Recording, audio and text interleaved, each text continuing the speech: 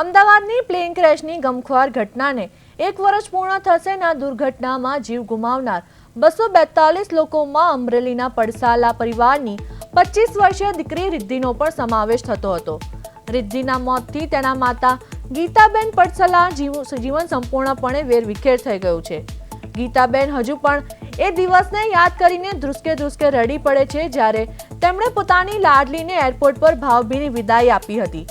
રિદ્ધિના માતાએ આજે સરકાર સમક્ષ બ્લેક બોક્સના ડેટા સાર્વજનિક કરવાની ઉગ્ર માંગણી કરી છે। તેમણે જણાવ્યું કે અમને પૈસા કે સહાયની જરૂર નથી, પરંતુ અમારી દીકરી કેમ જીવ ગુમાવી બેઠી તેનું કારણ અમને જાણવું છે। તેમણે આક્ષેપ કર્યો કે દીકરીના મોત બાદ મળેલી સહાય તેમના જમાઈને મળી હતી, જેમણે આ દુર્ઘટનાના 6 મહિનામાં જ બીજા લગ્ન કરી લીધા છે। માતા ગીતાબેનની વેદના એ છે કે દીકરીના ગયા પછી ઘરની રોનક છીનવાઈ ગઈ છે। 1 વર્ષ વીતવા છતાં માતાના આંસુ સુકાવાનું નામ લેતા નથી અને તેઓ માત્ર સત્યના જવાબની રાહ જોઈ રહ્યા છે।